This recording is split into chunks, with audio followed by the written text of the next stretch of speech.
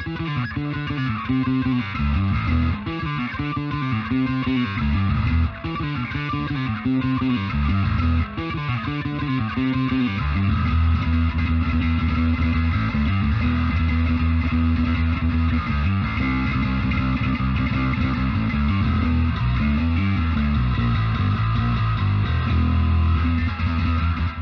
to Bill Plays Bass, where I play these things. I like to think everybody that subscribed had a recent uptick after posting content. Shocking. And I'd like to welcome everybody aboard.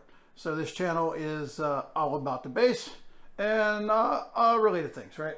All right, this video is all about the relatively new neural amp modeler NAMM, and also this awesome Darkglass B7K tone match, tone capture that I found for it.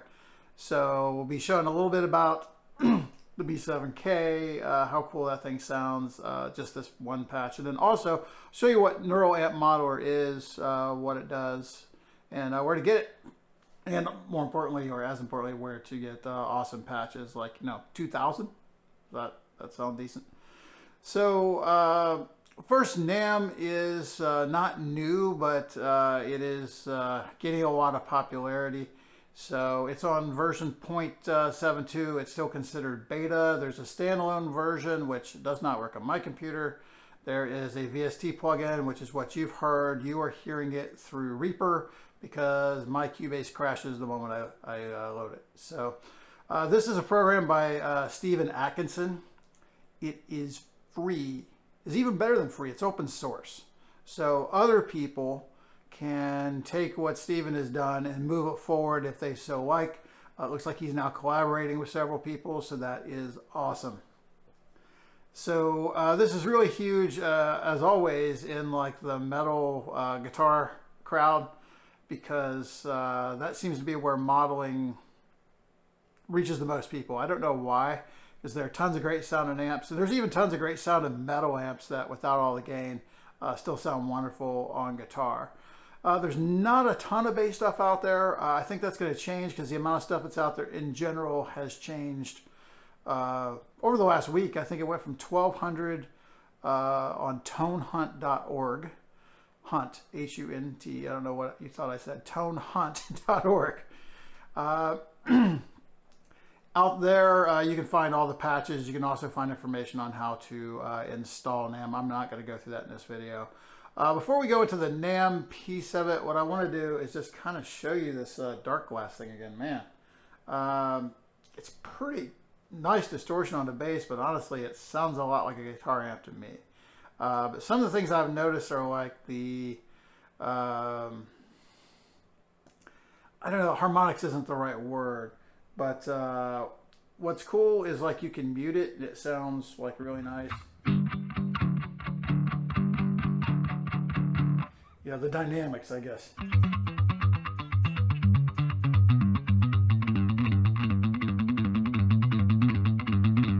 mean, that sounds fantastic. I don't know what the hell you'd use it for in a bass. It's more of a guitar thing, but oh my God.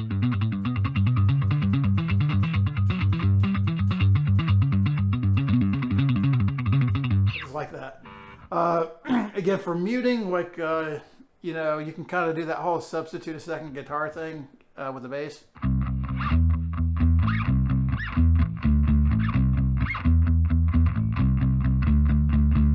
It kind of sounds like there's a bass and a guitar going at the same time ish.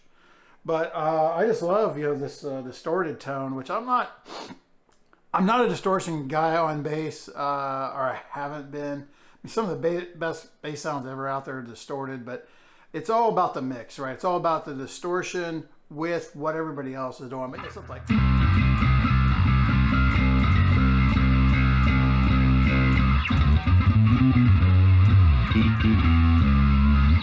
Who doesn't like something like that? But yeah.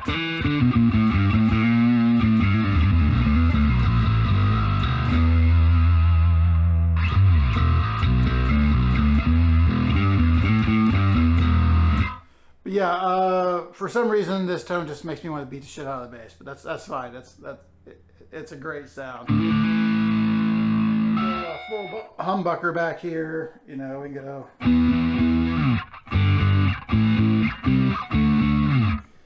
But I need to plug a guitar into this. This is hard to believe this is supposed to be a bass preamp.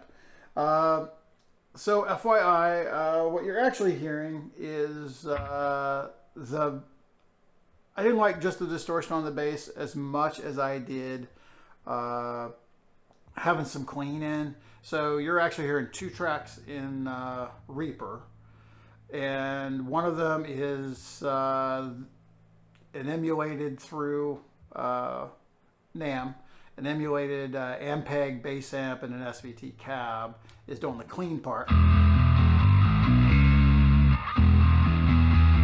if you listen to the background, there's that clean.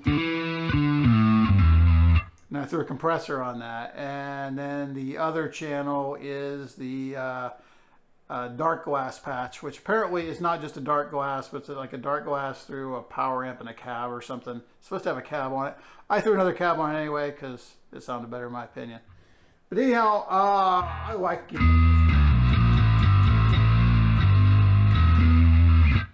That's cool for, you know, just a patch, and it's the coolest patch I've seen as far as something distinctive. There's not much bass stuff out there yet. It's coming. So why don't we take a walk over to Cubase instead. Excuse me. Let's take a walk over and look at Reaper. I'll show you what the plugin looks like, and then I'll take you out to the website where you can grab all this stuff. All right, so here we are in Reaper. So like I said, this is your neural amp modeler plugin, and this is the dirty channel that I'm using. Like I said, I've got three. I'm recording my voice here, as you'll see in the bottom left, and then I had the top two for the bass with the distorted sound, and then kind of the clean amp sound. So this is how I've got this dirty setup. I've got this Darkglass B7K bass preamp. It says mix ready with cab. And then I also grabbed this Ampeg 8x10 cab that's also on tonehunt.org. And that's the tone you're listening to. I got the input cranked up a little bit, the output down, mids up a bit. As you can see, by the way, the software has a built-in noise gate, as you can see. But what I'd like you to know is that none of this stuff is modeled. This system does not capture, you know, amp knobs and whatnot. It just grabs the general tone distortion characteristics. So the gain knob or the input gain doesn't do what it does on the amp. However, it sort of approximates it. Yeah, that's the dirty channel, or the effectively of this recording. And then I've also got this guy here on the clean. So the clean part of it, what you were hearing is this Ampeg BA210 pushed. I guess it's all just the high frequencies off. And then again, this 8x10 IR. So that's the other piece of this you should know, is these are actual IRs, so you can load your own IRs in here as well. In this case, this was another one downloaded off of tonehunt.org. So that's the setup I'm using for the tone you've heard. But now let's take a look at tonehunt.org. So if you look here, I just refreshed this a second ago. Oh, there's another Darkglass thing in there, so we'll have to check that bad boy out here at some point. But this is awesome. This is all community driven. It's all free. There's no sign up to download. So you can make your own captures. I'm not going to get into that, but basically think that it's somewhere between what you're doing with a Kemper and what you do for any AI modeling computer learning thing. So you know, you're going to have a pretty strong, most likely only NVIDIA graphics card, and learn how to use Python, Anaconda, or Google Colab for that. I'm not going to get into that here, although I do intend to capture some things to see if it actually works for some of the stuff that I like. Like I would love to have my favorite G1 Exxon bass tone just in a plugin. That would be sweet. That would simplify my life greatly. Yeah, if you look here, especially if you're a guitarist, I mean, this is absolutely a no-brainer. So while it says there's 2023 models, 1498 amps, 346 pedals. So if you look here, let's look at this Darkglass one here. So this is great, and this is what we like a lot of people to do. And that is, so this ESR has to deal with the training of how accurate, which is how long they ran the training till, I believe. But in this case, you've got a signal chain, and apparently there's like 9 variations in here. I think it's what that said. So that's awesome. So there's all sorts of people are doing this with, just their own gear. This I saw earlier. Someone's trying to capture, I think, the actual reverb off it. I don't know how that works. I know there's convolution reverb that can be captured. But if you go through here, people are capturing just pedals. Now remember, a pedal by itself may not sound that great. It's the pedal through the amp, through the speaker. However, you can model all that stuff, so why not? Dumbles. Like if this is a real dumble, I mean, that's really nice. There's just all sorts of stuff here. However, if you just search for bass, you're not going to find that much stuff. So what I don't know, like this here, this probably tells us what the bass settings were, the bass settings, But this right here, I believe, is where, no, this isn't the one I got for the speakers. This is the patch that I grabbed that you were listening to earlier. There is a Harkey LH1000 setup. It's been uploaded a couple times, and I believe it's Glenn from Spectre Studios is who this has been attributed to. Attributed to. But yeah, there's a few things here and there. So you'll have to keep looking. Oh wow, there's a Steve Harris preamp pedal. Probably a little less distorted than what I played earlier. Yeah, you get the gist of what's going on here. So this opens up a whole new world. Thank you so much, Stephen Atkinson, for making this not only free but open source. You can expect this to just explode in the next probably 6 months. Just so you know, over here at this tonehunt.org, which there are some other places. I guess there's some Facebook group. I'm not into Facebook.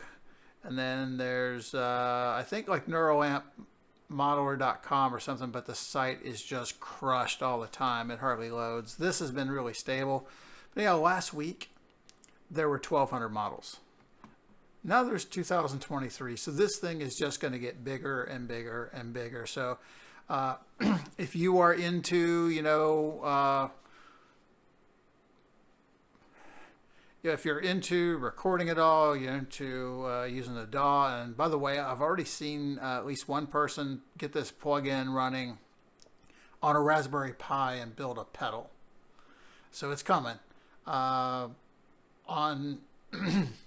On my system, Cubase, on my system, Reaper reports that it's using less than 1% of the CPU. Now this is a pretty honking 10-core, 5 gigahertz Core i9, but it doesn't really take that much power to run this. So we could see this in some nice pedal and rack form factors, so that this is portable on the go, which is awesome.